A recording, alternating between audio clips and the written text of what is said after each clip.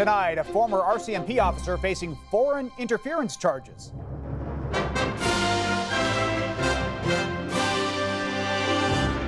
His alleged involvement with Beijing.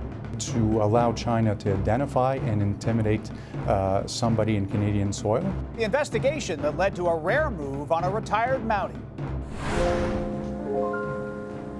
Remembering American music icon Tony Bennett. Fly me to the moon. The legacy of the legendary crooner and his timeless music. I could assure you there will never, ever be anybody who does it like Tony Bennett. Plus, Barbenheimer hits the box office. Both great movies, both have a very different feel. Two big blockbusters and one internet phenomenon.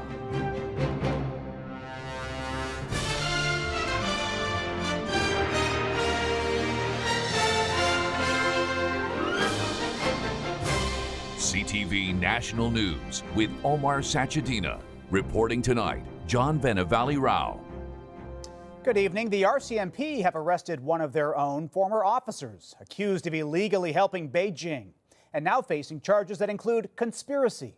This comes at a time when relations are already strained between Canada and China over allegations of illegal police stations, intimidating MPs, and election interference. CTV's Kevin Gallagher starts us off.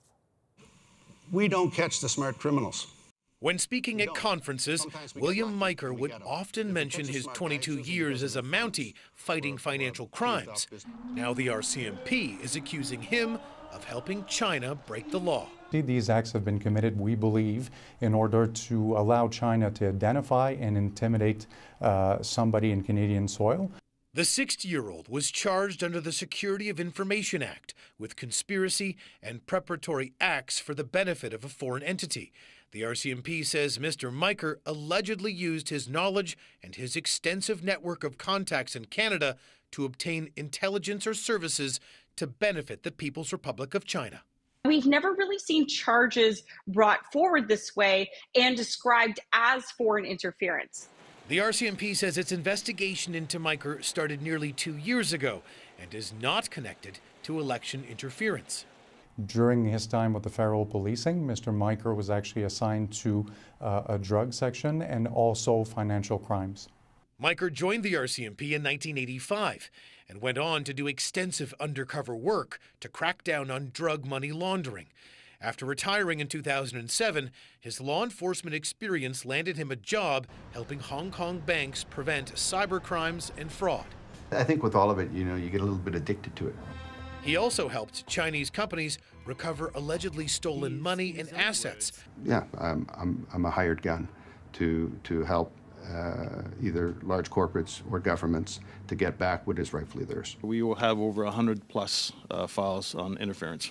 The RCMP confirms it has more than 100 foreign interference investigations ongoing. But it's not only the Chinese, and that's what is important as well, that we send a message to other countries that are sending goons or sending or recruiting people to help them. The RCMP says its investigation is ongoing and won't rule out making other arrests, while Majcher is expected back in court on Tuesday, John. Okay, we'll be following that closely. Thank you, Kevin. To the other big story of the day, the loss of one of the music industry's most beloved voices, legendary crooner Tony Bennett, dying at the age of 96.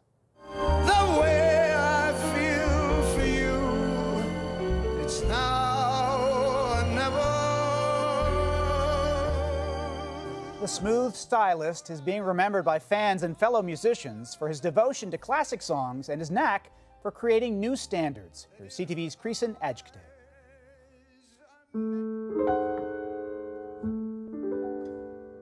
Known as the last of the great saloon singers, Tony Bennett released more than 70 albums and won 20 Grammys in his more than 70-year career. With all your faults, I love you still. He just had this incredible ability to interpret lyrics and an unbelievable amount of power in his voice. Born Anthony Dominic Benedetto, Bennett grew up in poverty in Queens, New York, dropping out of high school to support his family, working as a singing waiter. His first big break was in 1951 with the song Because of You.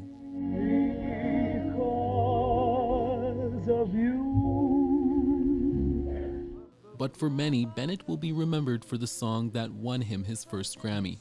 I left my heart.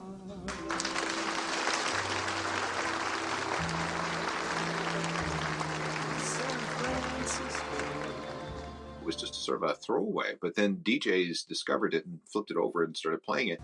Today, outside the San Francisco hotel where he first sang that song live, fans left flowers by his statue. Fellow crooner Frank Sinatra once called Tony Bennett the best singer in the business. Sinatra was my best friend. He gave me the best advice. He was 10 years my elder, and he was my master. You know what? He said, stay away from bad songs. He said, just do great songs. Bennett was a supporter of the civil rights movement, backing Harry Belafonte and Martin Luther King in the 1960s. Making that scene. Tony Bennett developed a drug addiction in the 70s after being considered out of style. But with the help of his son 10 years later, Bennett persevered and was introduced to a younger generation in live talk shows and award ceremonies. He stayed true to his style, so he uniquely didn't have any competitors. Now, you know, the music scene changed through the years, as it did for Sinatra, as it did for Tony, but he stuck with what he did best. Over the years, Bennett collaborated with Canadian icons like Diana Krall, Celine Dion, Katie Lang, and Michael Bublé. There's not a place, there's not a language spoken that doesn't love him and that won't love him forever. And later did multiple duets with Lady Gaga. I get a kick out of you. Tony Bennett died in his home of New York on Friday. The singer had been diagnosed with Alzheimer's disease more than 7 years ago. He was just 2 weeks short of his 97th birthday. Chris Nachkate, CTV News, Halifax. People across parts of southwestern Ontario were cleaning up today after some severe storms moved through the region. We thought a tornado come through and we hid in the closet till it was done and come out and seen this lovely mess. Trees smashed cars in Alveston, and the high winds also damaged property. This shed door was found 150 meters away from its hinges. There it goes, there it goes. Oh, I got that on video. Downed trees also caused power outages in Windsor, while large hailstones were the problem in areas outside of the city. Strong winds have caused this massive wildfire raging for days near Cranbrook, BC, to triple in size, putting dozens more homes under evacuation alerts, with the community coming together to help those impacted. Anything that anybody needs, from shampoos to conditioners to towels. We brought over a lot of towels, blankets, to make it as comfortable as possible. And across the BC interior, Environment Canada has issued heat warnings for the weekend. And late tonight, police in the Halifax area have issued a warning to motorists to stay off the roads after torrential downpours caused flash flooding.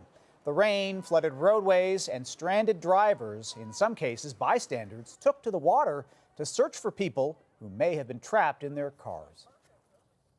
The roller coaster ride of uncertainty continues tonight in the ongoing labor dispute preventing billions of dollars in goods from getting through BC ports. Just days after rejecting a tentative agreement proposed by a federal mediator, union leadership is now planning to recommend its members accept it. CTV's Craig Krause now on the deal making developments. Another week, another tentative agreement at BC ports, but this time it will go to a vote. The union's president releasing a statement saying on Tuesday morning there will be a stop work meeting to recommend the terms of settlement to the membership. Details remain unknown, but it's a step to ending the chaos on the West Coast. We are rooting for a very quick end to this. Vancouver's mayor, a business owner himself, reacting to the on-off-again strike in his backyard, costing the Canadian economy billions of dollars. Every minute it's not operational really hurts the entire country. With employees back to work tackling the 2-week backlog, businesses across the country remain in limbo. A little over half of Canadian small businesses say that they've been negatively impacted by the ongoing strike situation on the Port of Vancouver. Including the owner of this Victoria lighting store, left wondering when shipments will arrive. You get the automatic panic of, okay, I know this stuff's back ordered. These customers need this stuff for their house to get finished or their project to get done. It would be great if they could just come to an agreement that does their best to make everyone happy. Even if a deal is reached, there's other cargo sitting idle that could spoil. Some of the 60,000 metric tons just waiting for this dispute to end will be wasted. A chain reaction that could increase the cost of some food items over the coming months. In the meantime, all eyes are on BC as the deal hangs in the balance of a vote, and the results are expected to be released late next week. Craig Crow, CTV News, Vancouver. Ukraine's port cities on the Black Sea were struck again today by Russia, days after Moscow pulled out of a UN-brokered deal to export grain. Aid agencies say food is now being used as a weapon of war. Here's CTV's Judy Trin. The aftermath of a barrage of missiles near Odessa. 3 low-flying cruise missiles struck grain warehouses. One hit as firefighters rushed to the scene. The region's governor said 2 people were killed. The bombardment of cities near the Black Sea is a Kremlin tactic to cripple food exports. We call on Russia to stop using food as a weapon and rejoin the Black Sea Grain Initiative. The attacks on port cities began earlier this week after Russia withdrew from a grain export deal. Moscow said it would no longer allow ships from Ukraine to pass through a corridor. Russia is simply using the Black Sea as blackmail. It's playing political games. It's holding humanity hostage. Ukraine is considered the breadbasket for much of Europe, Asia, and Africa. Its crop output was already impacted after Russia bombed a major dam last month, disrupting the irrigation of vast swaths of farmland. Experts say this continued targeting of Ukraine's grain exports threatens global supply and drives up prices, hurting the poorest countries the most. It's not exactly taking food out of the mouths of a baby.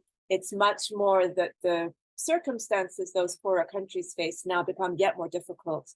A lot of them struggling with high levels of debt, a lot of them with scarce foreign exchange. Russia's ambassador to the United Nations clearly detailed what it would take for Moscow to re-establish the shipping corridor. We stand ready to consider rejoining, providing there's a lifting of sanctions on Russian grain and a lifting of obstacles on Russian banks. As Russia wages economic war with grain exports, Ukraine is using a new military tactic. It's deploying cluster bombs. The artillery is supplied by the United States, but banned by more than 100 other nations. John. All right, thank you, Judy. To the Women's World Cup now, where 32 nations are competing down under, including Canada, who tied Nigeria in their opening match.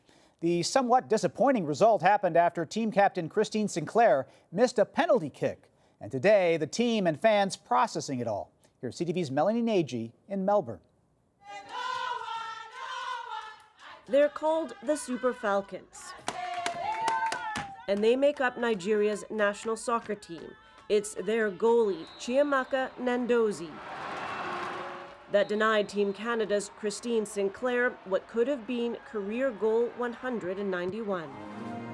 In the opening match between the two countries, now the shot from distance. The Canadian women demonstrated confidence. But their rival was defensive and determined. They did a great job. It was really hard on us, and yeah, they made it difficult. Early in the second half, after a delayed penalty call, Sinclair aimed for the corner and kicked, but Nnadozie bolted to the left and made an impressive one-handed save.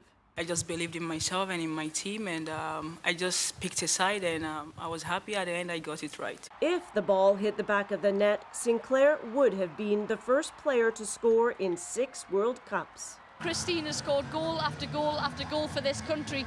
I'm sure the fans and the players would forgive Christine for missing that. Go Canada! As for those Canadian fans at the game, some did express disappointment. A little disappointing that Christine Sinclair was robbed on that penalty kick. Go Canada! Most, however, were supportive of Sinclair and the entire team, who ended the game in a 0-0 draw with Nigeria. I do feel that we have the squad to take us all the way. We definitely do. With a draw, Team Canada has 1 point in the group stage, which is now being led by co-host Australia. Next, the players pack up and move to Perth, where they will take on Ireland. Melanie Nagy, CTV News, Melbourne. And Canada's game against Ireland next Wednesday can be seen on CTV and TSN. Our coverage begins at 7 a.m. Eastern, 4 a.m. Pacific. The soccer world was also focused on Florida tonight, where Lionel Messi, one of the greatest soccer players of all time, was set to make his debut for Inter Miami.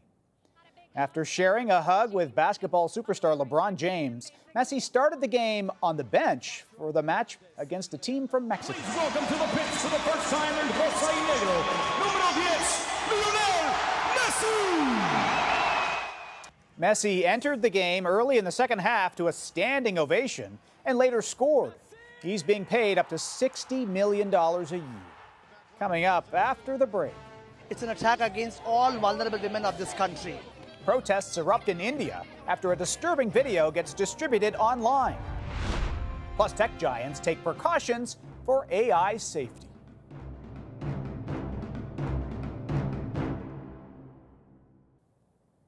A video of a brutal assault on two women in India's northeast has sparked protests and global outrage, prompting the country's leader to condemn the attacks. The women were disrobed and paraded naked. CTV's Adrian Gobriel has the details and a warning they may be distressing to some viewers. Calls for justice on the streets of New Delhi. Thousands of protesters spilled into the capital city just days after a disturbing video surfaced of two women being sexually assaulted and paraded naked by a mob of men following ethnic tensions and clashes in India's northeast. Where is the government when the daughters of Manipur are walk naked and even the government stay asleep for 67 days? Where is the police? Where is the nation? The alleged sexual assault took place in early May. That's when the most recent fighting between members of the majority Majcher and the minority Kuki tribal communities began near the border of Myanmar. India's government has deployed 40,000 soldiers to the region in an attempt to stem the latest round of violence. This is not an attack against vulnerable women of Manipur. It's an attack against all vulnerable women of this country. The female victims seen in the video, aged 21 and 42, are Kukis, who were allegedly assaulted by men of the Majcher group. After repeated calls to condemn the prolonged violence, Prime Minister Narendra Modi made his first public comments only when the video went viral 70 days after the assault. Modi saying whatever has happened will never be forgiven. A group of women have burned down the house of one of the main suspects in the sexual assault case that has enraged the nation. 4 men have been arrested, with more expected to be charged. Approximately 60,000 people have been displaced since the fighting began in India's northeast, and at least 130 have been killed. Adrian Gobriel, CTV News, Toronto.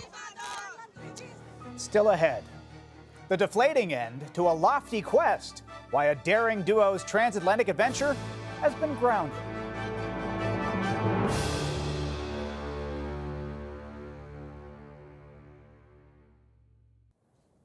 Several leading artificial intelligence companies have agreed to apply some safeguards on the technology after voluntarily making a deal with the White House.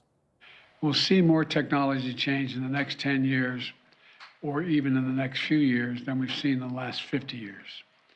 That has been an astounding revelation to me, quite frankly. 7 tech giants in all, including Google, OpenAI, and Microsoft, say they'll let independent experts test the security of AI and make the results public. They're also pledging to make it easier to spot faked videos and images by adding watermarks on them. An update now to a story we brought you yesterday. The British couple who lifted off from New Brunswick on a transatlantic hot air balloon flight were forced to abandon their plan over Newfoundland. There were technical issues, like with any big project. Everything has to line up, and it just didn't line up, and it wouldn't have been right to have carried on. Deborah and Mike Scholes touched down safely early this morning in Gander, 19 hours into their planned 6-day flight. After the break. The buzz, this Barbenheimer buzz that's been going around, is completely organic. The unlikely link between 2 blockbusters that couldn't be more different.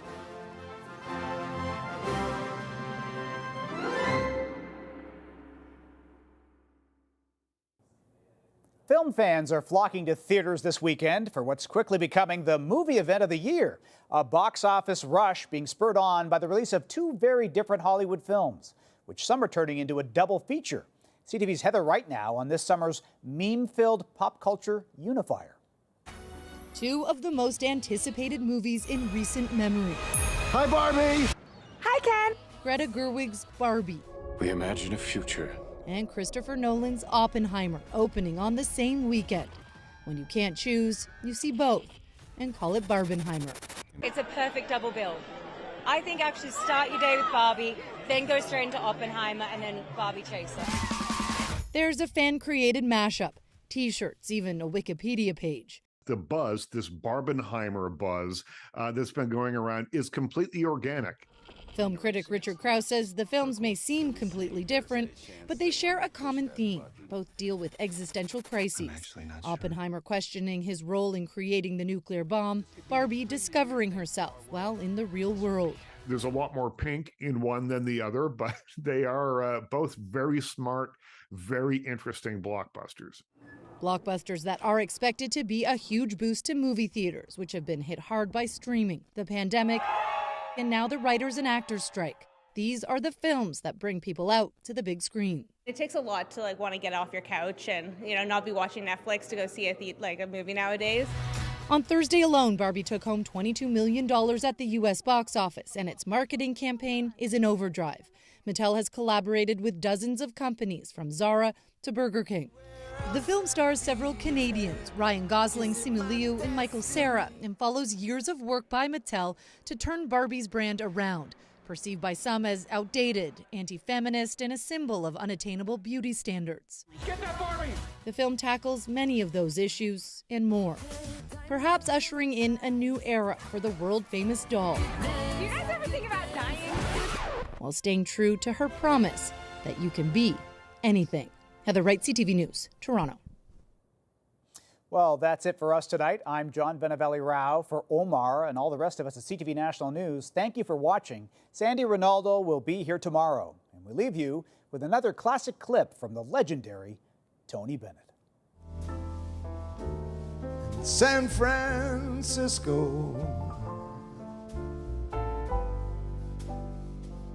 above the blue,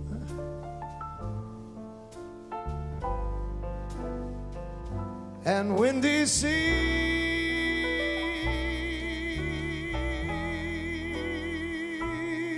when I come home to you,